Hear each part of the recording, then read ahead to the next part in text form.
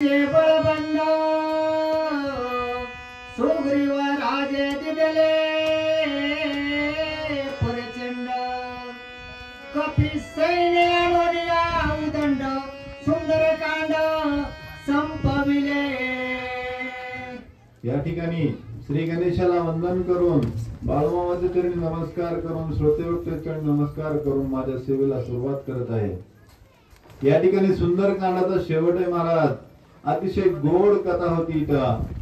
या ठिकाणी रामरायांनी काय केलं, वालीचा वध केला आणि राजा सुग्रीवाला किष्किंधेचं राज्य दिलं। प्रभू रामचंद्राचं महात्म्य, प्रभू रामचंद्राचं कार्य अतिशय महान आहे असं ग्रंथकर्ते सांगतायत।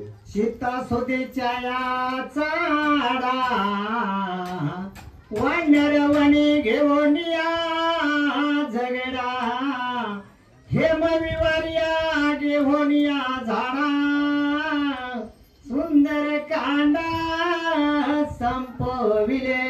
राजा सुग्रीवाला राजा केला आणि राजा सुग्रीवानं मित्राच्या कार्यासाठी सर्व वानर गोळा केली आणि कार्य काय होतं तर सीता मातेचा शोध लावायचा आहे। मातेचा शोध लावण्यासाठी काही दिशेला वानर या ठिकाणी वन फिरू लागले। पाषाण दगड झाड सगळे उलटीत कुठे सीताई, सीतेचा शोध करत करत वानर फिरू लागले।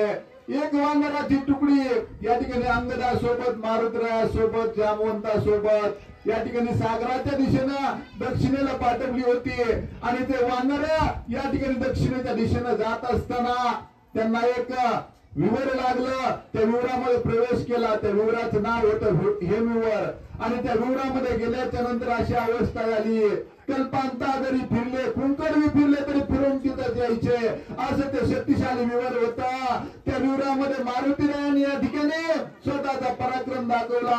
पराक्रम दाखवून या ठिकाणी त्या अप्सरेनं त्यांना त्या विवरातून बाहेर काढलं, सागराच्या तीरावरती आले। एवढे सामर्थ्य सुंदरकांडामध्ये मारुतीरायाचं सांगतायत। समुद्र वानर प्राणे देखता पुरा संपत्ती भेटोनिया रोकडा सुंदर कांडा संपविले। वानर विवरातून बाहेर आले। वानरांनी बघितलं तिकडे बघावं तिकडे पाणी आहे आणि त्या सागरापुढे यांचं काही झालं ना। काय करावं आता, पुढे कसं जावं असा विचार होता। आता पुढे तर जाता येत नाही आणि शपथ घेतली की रामाला सीतेचा शोध लावल्याशिवाय आम्ही तोंड दाखवणार नाही अशी अवस्था होती।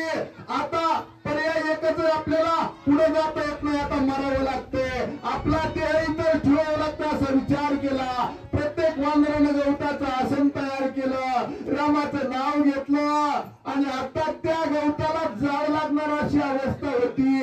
तिकडून एक पाखरू संपाती नावाचा जटायूचा भाऊ तिकडून लांबून बघू लागलं। या सागरावरती धवाची धवा खुनाचा बसलाय, आक्रोश करू लागलेत, काय करावं बघायला आलाय। पण तो आला होता शिकार करण्याच्या उद्देशानं, शिकारीच्या उद्देशानं आलेला संपाती समोर आला आणि काय अवस्था आहे।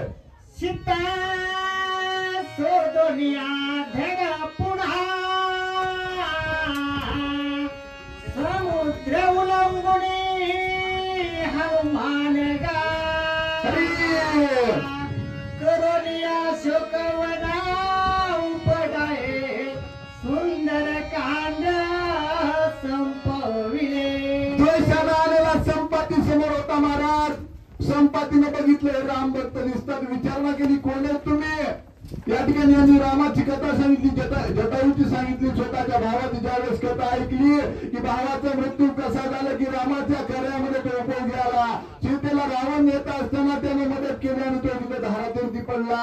यालाही याचे बंधुत्व जागं झालं, याला उडता येत नव्हतं पण याची नजर एवढी होती, भयानक नजर होती। नजरेने सांगितलं इथून पुढे लंका आहे आणि लंकेच्या पाठीमागं अशोक वाटिका आहे आणि त्या वाटिकेमध्ये सीता माता बसली असं हनुमंताला सांगितलं।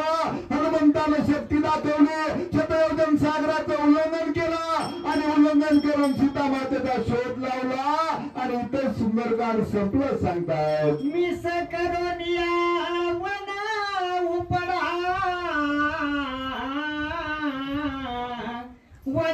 राक्षस करून या रगडा इंद्रजित गांजोनिया गाडा सुंदर कांडे संपविले सुंदरकांड कसं संपलं मारुतीराव लंकेत पोहोचले पण लंकेमध्ये अशोक वाटिकेचा विध्वंस केला या